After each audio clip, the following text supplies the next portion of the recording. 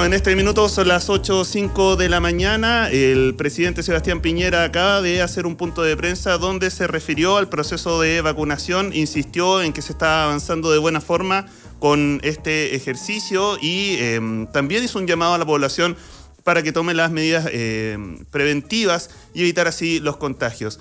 Esta actividad se enmarcó en el proceso de vacunación por la influenza, que hizo la siguiente recomendación: entre la vacunación por el COVID-19 y esta inoculación por la influenza, deberán esperar las personas al menos un par de semanas para seguir con este procedimiento. En el caso de quienes pensaban que podían efectivamente asistir a un centro asistencial y lograr las dos vacunaciones al mismo momento, no es la recomendación que entregó esta mañana el gobierno. Insistió también el presidente Sebastián Piñera en entregar su respaldo al ministro de Salud, Enrique París, y también entregó detalles respecto de la vacunación, de cómo es que pretenden llegar a los más jóvenes. Recordemos que en primera instancia la vacunación ha estado enfocada y centralizada en las personas mayores. Ahora ellos pretenden bajar desde los 50 años hacia abajo y seguir con este proceso que termine de una buena vez con las cifras tan elevadas de la pandemia en nuestro país. Recordemos que el día domingo, ayer, el Ministerio de Salud entregó un reporte donde se daba a conocer que había sobre 7.000 contagios. Al fin se logró bajar de la cifra de los 8.000 que había estado marcando los últimos días de la semana pasada.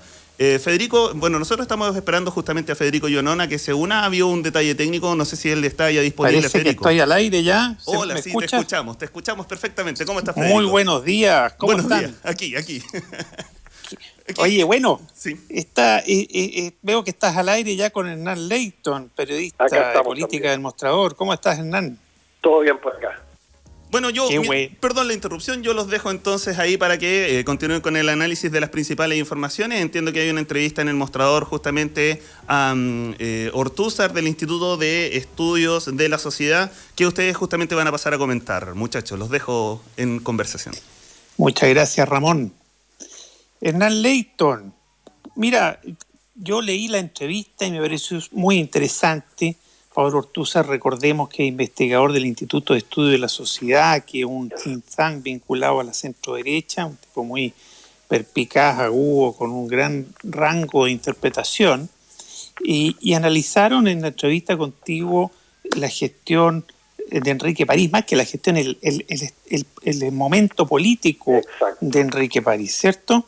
Y entre comillas dice, es importante que saque la cabeza de los medios de comunicación y se concentre en tratar de hablarle claro a la gente común y corriente. Eso le comentó al Mostrador, a ti en tu entrevista, e hizo proyecciones para el oficialismo en este año marcado por elecciones. Y abro comillas y con esto empezamos la conversación propiamente tal. Hernán, dice Pablo Ortúzar respecto a lo que menciono, comillas, todo indica que Piñera no será un actor muy relevante en el futuro inmediato de la derecha, indicó. Cuéntanos un poco más, Hernán Leighton, sobre la entrevista a Pablo Ortúzar, un intelectual de la centro-derecha. Sí, varias veces hemos estado con Pablo Ortúzar también en el propio diario en diferentes entrevistas, y tiene, claro, una mirada nacional bastante aguda respecto del momento y del contexto que se está viviendo. En torno al doctor París, una de las frases que tiene es que hoy el doctor París es el chivo expiatorio más fácil, pero también dice que nadie también lo puede estar haciendo mejor que él. Es decir, acá lo que él quiere decir es que buscar sacarlo en este momento de la crisis no es quizás la solución, y cuando se refiere a que es el chivo expiatorio más fácil, tiene que ver con diferentes análisis que se han hecho en otros momentos, diferentes analistas. Recordemos que la semana pasada el ministro París tuvo una de sus peores semanas, adelantó las medidas que quería tomar el gobierno, cosa que le molestó al presidente, tuvo cuestionamientos a la prensa internacional, algo que es muy mal leído transversalmente, se enfrascó en discusiones con comentarios que salen de los matinales o de analistas a través de los medios. Una semana bastante poco afortunada para quien fuese también, recordemos, años atrás, el presidente del Colegio Médico. ¿Cuál es la situación de París para después seguir ahondando quizás en la entrevista? Hay que recordar que, a diferencia del exministro Mañalich, y quien hoy también está ejerciendo un poder de influencia a nivel comunicacional mucho más fuerte, que ha marcado la pauta. París no pertenece a este famoso círculo de hierro del presidente Sebastián Piñera, donde son pocos los que alcanzan a entrar y que son quienes finalmente los que toman las decisiones. El ministro París no cumple ese rol, nosotros lo dijimos apenas asumió, él viene a ser un ministro de salud, no un miembro del círculo de hierro del presidente Sebastián Piñera. Entonces, cuando comienzan los efectos secundarios de su labor, de su rol, que tiene que ver con el aumento de los números de contagios, con la alerta roja de las camas UCI, es decir, la profundización de la crisis, obviamente hay siempre un responsable que es el ministro de la cartera, pero es complejo hacer ese análisis porque es diferente ser un ministro empoderado que uno no. Entonces se sabe que el ministro París tiene una mirada salubrista, obviamente, todos lo saben, pero que las decisiones no se toman en base solo a esa mirada y que le ha costado mucho lograr imponerla. Entonces, cuando se buscan responsables a la profundidad de esta crisis, es difícil encontrarlo solo en el ministro de Salud. Ahora, él es responsable como ministro de Salud. No es fácil. ¿Qué tan solo se está quedando Enrique París? ¿Es posible su continuidad en el cargo después de... Oye, tú lo entrevistaste a Ortúzar, ¿cierto? ¿Y qué sensación te dio? Porque durante el fin de semana hubo bastante ruido comunicacional de que ya le habrían pedido la renuncia, de que habría renunciado, de que estaban buscando reemplazante, que no había, que no aparecía, que podía ser gente del propio gabinete. Incluso se especuló con Carla Rubilar, que es médico también. En fin, mucho ruido. Después de la entrevista a Ortúzar, ¿qué sensación te dio? ¿Es posible la continuidad en el cargo de Enrique París? Mira, con Ortúzar fueron dos preguntas guiadas con Enrique París que tienen que ver con que no hay otra persona que lo pueda hacer mejor, según él señalaba, y que termina siendo el eslabón más débil, es decir, el chivo expiatorio más fácil, que él así lo señalaba. Ante tu pregunta de la factibilidad, la continuidad o no del ministro París, te puedo hablar un poco de lo que uno logra reportear en la semana. Y hay que recordar que Enrique París tiene cuáles son sus flancos abiertos, por decirlo de alguna forma, en este momento de la crisis. Una, no tiene muchas redes políticas. Dos, no tiene un partido que lo defienda. Tres, no es parte del círculo de hierro del presidente Sebastián Piñera. Esos son tres factores no menores a la hora de sostener a una persona en medio de una crisis. Tú sabes que acá te manejas con apoyos, con redes y con institucionalidad, y el ministro París no estaría contando con ni uno de ellos. Ahora, a su favor tiene otro tema. Más allá de el irritable señor París, como tituló el diario la semana pasada, es un momento de bastante estrés que está viviendo, que ha hecho mucho ruido a nivel comunicacional, que algunos le han pedido al presidente que lo saque de estos informes semanales porque desvía la atención de lo que debe ser dar cuenta de la comunicación de riesgo y no hacer política en medio de esto. Hay que señalar de que su tono aún así es más apacible que el del otrora Jaime Mañalich, de que sí le contesta el teléfono a la oposición y de que tiene una buena relación aún con la oposición, obviamente también con parte del sector del oficialismo. Eso hace que el presidente tenga que considerarlo más de una vez en el caso de si se le pasara por la cabeza el tener que removerlo como cualquier ministro que hace el papel de fusible ante una crisis para evitar tocar al presidente. Algo que es muy difícil, y acá vuelvo a la entrevista de Pablo Ortúzar, cuando él hace referencia a que cualquier tipo de crisis, pasando por esta también, toca rápidamente al presidente Piñera antes que quemar el fusible del ministro. ¿Por qué? Por el tipo de gobernador que es el propio presidente Piñera, que es el protagonista de todo. Entonces ahí, claro, cuando se entra en este dilema de que si el ministro es fusible, sacarlo o no, en esta parte con este gobierno también hay que darse un minuto, porque el presidente al parecer realmente llega antes de que tenga que saltar el fusible, pues él se pone al frente siempre con algún tipo de performance o algún tipo de frase. Recordemos, con el tema de las vacunaciones teníamos estos live del presidente en el auto, yendo a buscar 200.000 vacunas, yendo a buscar 400.000, haciendo un comentario cada vez que llegaba una nueva carga de vacunas hacia nuestro país. Sí, sí, fue bastante bochornoso todo eso, toda esa etapa. Estamos conversando en el Mostrador en la clave con Hernán Leighton, periodista de política del Mostrador. Hernán, en esta entrevista, con Ortúzar, con Pablo Ortúzar, un intelectual de la centro-derecha muy, muy reputado, con mucho prestigio. ¿Qué hablaste con él? Cuéntanos un poquito sobre esta expectativa o no de legado del gobierno, o el gobierno que ya está en la recta final, está con el síndrome del pato cojo, cosa que hemos hablado hartas veces. Pero sabemos que el presidente tiene mucha expectativa de dejar un legado. ¿Qué piensa Ortúzar sobre eso? ¿Hay posibilidad o expectativa de un legado del gobierno, o el manejo de la pandemia y el estallido social anteriormente lo hacen casi imposible? Bueno, él tiene dos respuestas muy decidoras respecto a lo que tú estás preguntando. El primero indica, y te voy a citar, abro comillas, señala: todo indica que Piñera no será un actor muy relevante en el futuro inmediato de la derecha, esto en el contexto de las próximas mega elecciones que falta que se ratifiquen en la Cámara de Diputados para, recordemos, el mes de mayo. Y ahí continúa señalando que la pregunta es si sus mayordomos extenderán su influencia a los nuevos escenarios. Ellos así lo desean claramente, por lo que el asunto finalmente dependerá de la fuerza política programática, las alternativas. Ortúzar pone en cuestión un eventual legado del piñerismo como tal. Esto en referencia no solo a la poca influencia que está teniendo el gobierno después del estallido, sino que con los suyos propios. Él, en otra respuesta, haciendo alusión a lo mismo, señala que en la mente de los partidos de gobierno, es decir, de Chile Vamos, el gobierno ya fue. Y esto tiene relación directa con lo que te señalaba recientemente, el desprestigio que está sufriendo el gobierno en este momento y el propio presidente Sebastián Piñera, todo cruzado con esta mega época, mega año electoral, donde todos sabemos que uno de los grandes negocios siempre, previo a una elección, es desmarcarse un poco del gobierno. Ahí es donde empiezan a acusarse lealtades o no, pero el nivel de desprestigio del presidente y del propio gobierno hacen que sea casi imposible contar con los partidos de Chile Vamos para cualquiera sea uno de sus fines.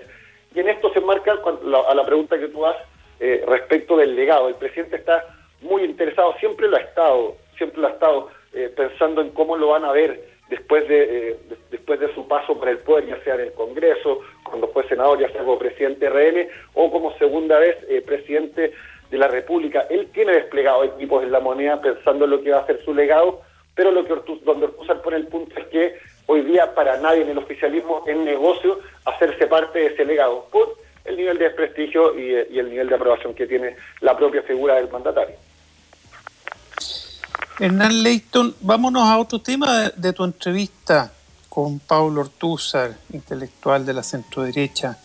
¿Qué opina Pablo de la conversación que tuvo contigo sobre el gallito que está teniéndose ahora por el tercer retiro del 10% de las cotizaciones previsionales?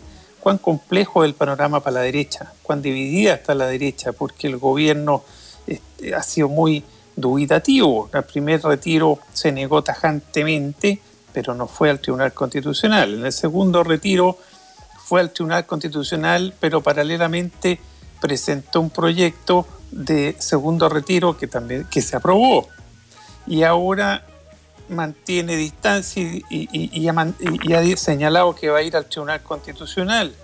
¿Qué está pasando ahí desde el punto de vista político? ¿Qué es lo que menciona Ortúzar al respecto? Sí, no nos profundizamos mucho en eso del tercer retiro. Lo que sí te puedo contar un poco es cómo está el ambiente, qué es lo que se piensa un poco en la moneda y cómo se está desarrollando esto en el Congreso.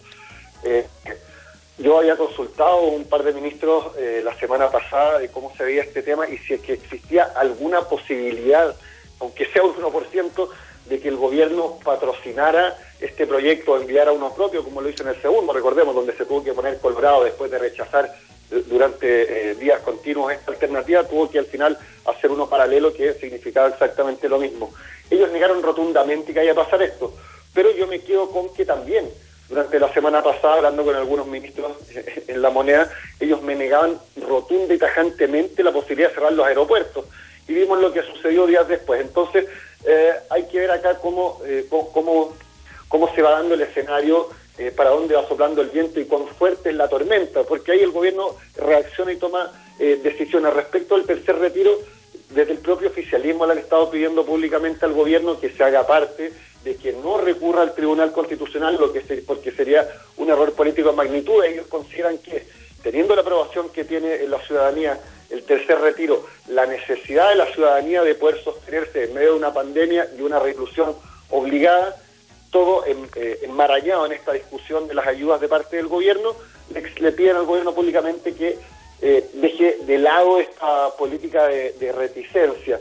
Pero por otro lado, desde el gobierno te dicen que es imposible que no recurran al TC, que es su obligación, y que ellos están totalmente en contra, como lo han estado en el primero, el segundo y el tercer retiro, el primero, el segundo y ahora también en el tercer retiro. Esto tiene que ver también con entregar señales a su propio sector. Recordemos que por lo menos en la derecha no gusta esto de andar tocando la institucionalidad tan a fondo, menos las AFP tan vapuleadas que están en este momento.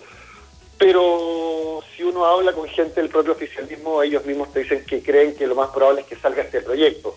Ahora, como te decía, el gobierno ya advirtió que va a recurrir al Tribunal Constitucional, que durante el segundo proyecto, recordemos, falló en contra porque esto es mera atribución del presidente de la República. Se están buscando las formas desde el oficialismo de cómo encontrar un túnel entre en esta discusión cívica, pero es complejo el panorama. Lo más probable es que el proyecto termine pasando, que el gobierno lo lleve al Tribunal Constitucional y que el Tribunal Constitucional resuelva. Mientras se discute todo el tema del bono de clase media que se tomó toda la tarde del domingo. Estamos conversando con Hernán Leyton, periodista de política del Mostrador. Hernán, en tu entrevista a Ortúzar, hablemos de lo que Ortúzar sabe mucho, ¿no? Es un hombre de centro-derecha, un intelectual de la centro-derecha. Hablemos de sus predicciones de lo que pasa en la derecha, su evaluación de lo que pasa en la derecha, las proyecciones en este año electoral respecto de la derecha. ¿Qué habla de su figura? ¿Qué habla de Lavín? ¿Qué habla de Desbordes? ¿Quién lleva la batuta? Cuéntanos un poco qué es lo que te mencionó Pablo Ortúzar en la entrevista, Hernán. Lo que él señala, le preguntamos por cuántos años se podía hacer internamente el conglomerado de Chile Vamos con este alza en el calibre de las declaraciones que hemos conocido de los diferentes candidatos presidenciales. Recordemos proyectos personales que le acusan a Sichel, la cartita de invitación, como irónicamente le llaman, la acusación de Briones de que andan vendiendo humo a algunos, la respuesta de Desbordes de que salgan a la calle, los populistas, los antipopulistas, una guerra que se anticipó a la fecha donde se esperaba se desarrollara la campaña presidencial y que tiene bastante tensionado el ambiente. De todas maneras, esto para Pablo Ortúzar no pasa del normal comportamiento de lo que tiene que ver una batalla presidencial y dónde pone el punto y hace la diferencia con la izquierda o la centroizquierda. Dice, él señala a Ortúzar de que al no estar acá discutiéndose escenarios muy en profundidad respecto a la ideología del sector, que las propuestas no son muy diferentes unas a otras, acá lo más pueden haber rencillas personales, él señala, y que difícilmente puede haber una crisis más profunda institucional entre los partidos, porque al final estamos hablando de personas, de rostros, un tema que tiene que ver un poco con el caudillismo más que con la propuesta del sector. A diferencia de la sectorizquierda, donde los partidos están más debilitados, las propuestas son mucho más variadas, visiones de país mucho más diferentes que realmente sí hacen chocar un mundo con otro y pueden generar crisis mucho más profundas. Eso por un lado. Respecto de los nombres, le preguntamos a Pablo Ortúzar cuál era su análisis respecto a esta posición que tomaron, recordemos, el candidato de la UDI, Joaquín Lavín, y Mario Desbordes, que un día después, o sea, no le dieron ni 24 horas de respiro al propio gobierno, cuando el gobierno anuncia esta ampliación de la red de ayuda social a través de una cadena nacional del propio presidente Piñera, el día después sale Mario Desbordes y Joaquín Lavín a hacer su propia propuesta de proyecto, es decir, dejando en totalmente offside la propuesta del presidente Sebastián Piñera, exigiéndole que desfocalice, que amplíe la ayuda y que también tome en consideración la ayuda de Joaquín Lavín de sacar fondos del seguro de cesantía, algo que es totalmente rechazado en el gobierno, solo que no lo pueden decir a viva voz porque generaría un conflicto político. En ese aspecto le preguntamos cómo lee esta maniobra de Mario Desbordes y Joaquín Lavín, y la respuesta es súper simple, la de Pablo Ortúzar, que como tú señalas, bien conoce la idiosincrasia de la centro-derecha, y aquí dice que esto es nada más ni nada menos que estrategia electoral, que es lo que nosotros también pusimos en una nota la semana pasada, que respondía a necesidad de enmarque de las propias figuras de gobierno para lograr situarse y posicionarse de mejor manera en esta carrera presidencial. Y respecto de una eventual primaria única en la derecha, que menciona respecto de Lavín y de Bordi, su especie de pole position, que menciona respecto de Sichel del desperfilado Briones, que menciona para que terminemos este acápite respecto de la entrevista a Pablo Ortúzar, intelectual de la centroderecha. A ver, él habla de que Sichel y Briones, nosotros se lo planteamos si él consideraba que eran quienes estaban proponiendo un poco ponerse esta capa, que siempre es un rol que alguno de los candidatos en carrera quiera ponerse, que es la continuidad del gobierno. Obviamente, hoy día no es mucho negocio para nadie, pero sí, respecto de Sichel y Briones, habla de que ellos serían la línea de defensa de la institucionalidad, de lo técnico, algo que acusa que hay un sector de la derecha que no estaría aplicando y que estas no son palabras de Ortúzar, pero te lo pongo en contexto, que es un poco lo que pasa desde un sector, el populismo que dicen que se está instalando también en el sector, esta palabra tan vapuleada que se ocupa para tanto y para tantos grados y para tantos tipos de crisis. Pero claro, él superpone a Ignacio Briones y a Sebastián Sichel como quienes estarían jugando el rol de lo institucional técnico versus las propuestas de carácter más político que estarían tomando quizás Mario Desbordes, Joaquín Lavín, Evelyn Matei principalmente. ¿Hace alguna proyección sobre si es que hubiera una primaria? No llegamos a eso, no llegamos al nivel de proyección.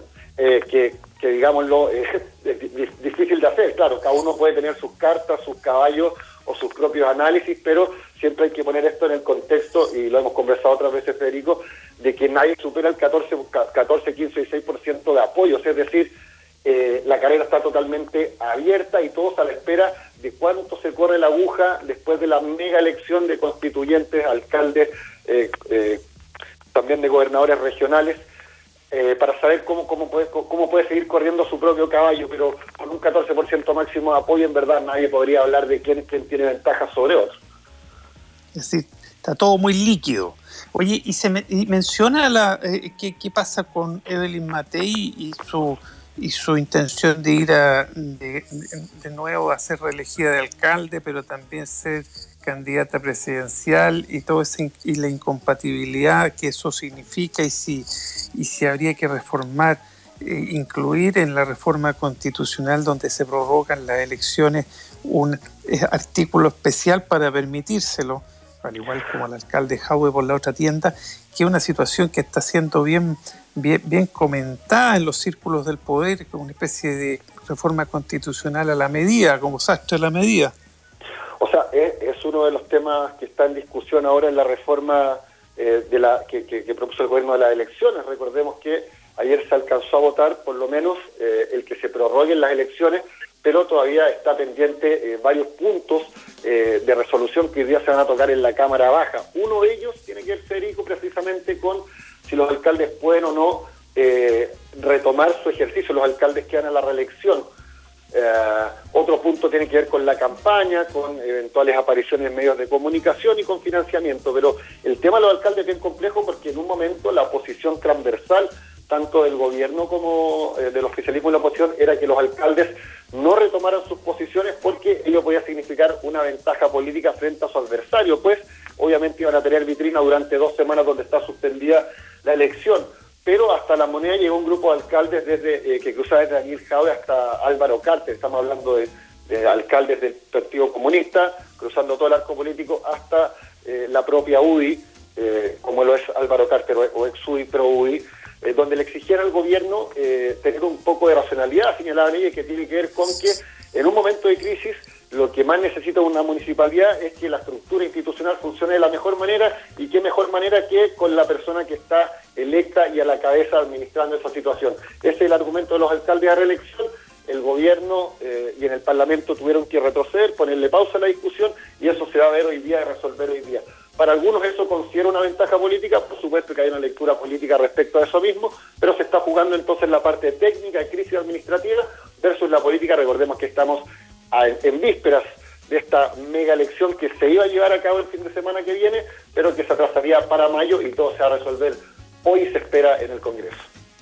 Es decir, respecto a los alcaldes está lo que tú mencionas, el tema de si retoman funciones o no un par de semanas por esta prórroga de la fecha de las elecciones, pero además está la chaqueta a la medida para Matei y Jadwe de que puedan ser candidatos en paralelo para 2 elecciones, porque tienen que inscribirse para la presidencial.